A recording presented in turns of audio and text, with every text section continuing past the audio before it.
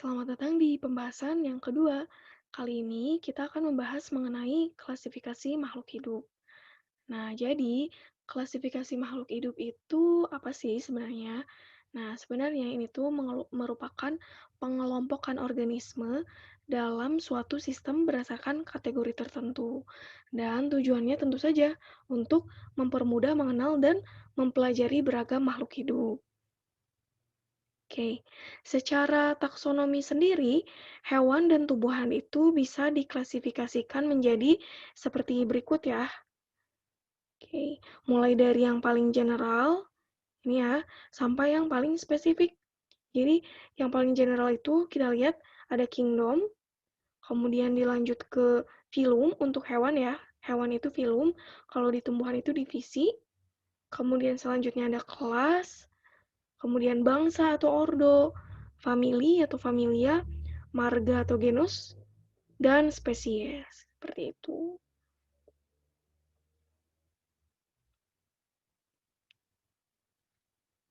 Nah, sistem penamaan suatu makhluk hidup itu biasanya disebut dengan tata nama ganda ya, atau binomial nomenklatur, yang melibatkan penyamatan nama genus dan spesies. Jadi seperti ini ya, contohnya. Jadi ini yang di hewan nih misalnya. Depannya tuh Anatana, belakangnya Elioti. Jadi ini yang Anatana ini genus, yang spesiesnya Elioti, kayak gitu. Jadi mungkin teman-teman bisa mulai menghafalkan ya urutannya dari yang paling general sampai ke yang paling spesifik gitu. Kingdom, phylum, untuk tumbuhan itu divisi, kemudian kelas, ordo, famili, genus, dan spesies. Kemudian selanjutnya ada kunci determinasi sederhana. Nah, ini tuh adalah daftar ciri-ciri yang disusun secara berurutan untuk menemukan nama spesies suatu makhluk hidup. Tapi biasanya kunci determinasi sederhana itu dipakai kalau kita sedang studi lapangan atau sebagai bahan observasi dan pengklasifikasian awal. Jadi nanti sistemnya itu kita menjawab iya atau tidak berdasarkan pernyataan yang diberikan. Contohnya ini ada ya, 1A. Misalnya kita meneliti tumbuhan nih, dapat tumbuhan. Nah, apakah tumbuhan itu berspora, iya atau tidak misalnya? Ya. Kemudian lanjut ke yang nomor 2-nya. Apakah tumbuhan yang kita lihat itu punya batang yang jelas? Kemudian iya atau tidak? Kalau iya, boleh lanjut ke yang 3. Kalau misalnya tidak, lanjut dulu ke yang 2B. Itu tumbuhan yang tidak berbatang jelas misalnya, iya atau tidak, seperti itu. Nah, kemudian selanjutnya ada sistem klasifikasi makhluk hidup. Ada 3 jenis ya, teman-teman. Ada alami, berarti ini berdasarkan ciri morfologi yang mudah dilihat. Kemudian ada buatan, berarti berdasarkan persamaan ciri morfologi, anatomi, dan fisiologi. Kemudian filogeni, memperhatikan sejarah evolusi suatu makhluk hidup. Kemudian kita langsung ke kingdom ya. Kingdom atau klasifikasi kingdom yang ada di bumi ini gitu. Jadi sebenarnya pengklasifikasian kingdom itu bermacam-macam teman-teman. Ada yang membaginya jadi 2, 3, 4, 5 bahkan sampai ada yang 7 kingdom. Nah, tapi di sini kita coba bagi jadi 6 kingdom ya, teman-teman. Yang pertama itu adalah kingdom Monera. Kingdom Monera ini yang paling sederhana dan dia itu eh, ciri khas atau bukan ciri khas ya, apa ya, salah satu contoh makhluk hidup yang khasnya itu adalah bakteri.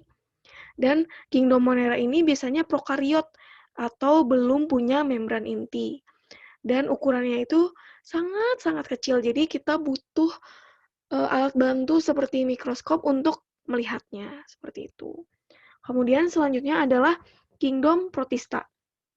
Nah, makhluk hidup yang termasuk dalam kingdom Protista ini umumnya tersusun atas satu sel, teman-teman, tapi dia udah eukariotik atau udah punya membran inti.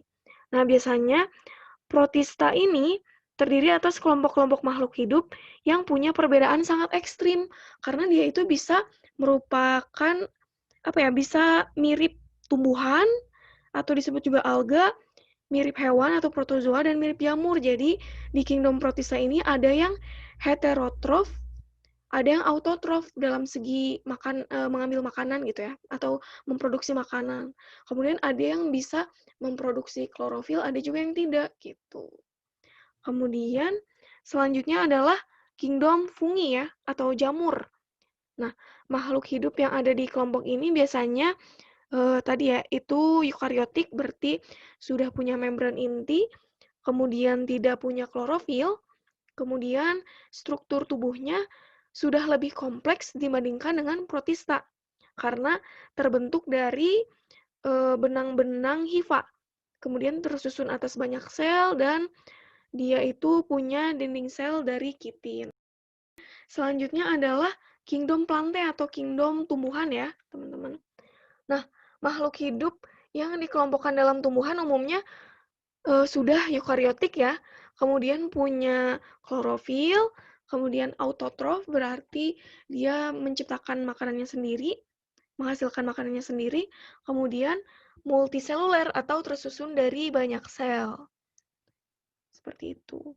Dan ciri khasnya itu dia punya dinding sel ya, tuh si selnya gitu nanti kalau misalnya dilihat lebih dalam lagi dia tuh punya dinding sel.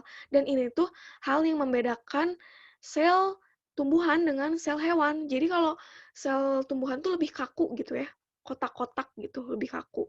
Sementara kalau sel hewan tuh lebih fleksibel. Jadi misalnya contohnya manusia aja ya, bisa dicubit kan, kalau dicubit kulitnya bisa atau si yang dicubit itu bisa balik lagi ke bentuk semula kan. Sementara kalau tumbuhan kalau dicubit, dia nggak bisa balik lagi ke bentuk semula karena si selnya itu punya dinding sel yang kaku, seperti itu. Kemudian selanjutnya adalah kingdom animalia atau kingdom hewan. Nah, dia ini sudah eukariot ya, kemudian heterotrof, dan multiseluler.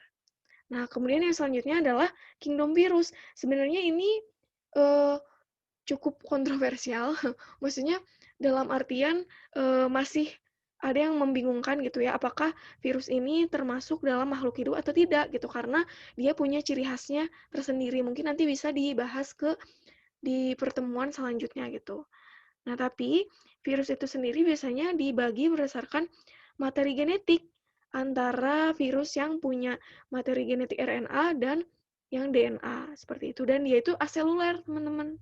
Kemudian dia adalah parasit obligat. Jadi bisa hidup kalau dia menempel pada suatu organisme yang hidup.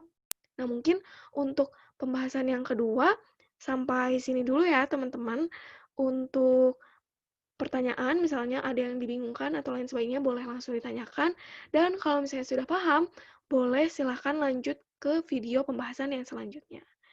Sekian, terima kasih.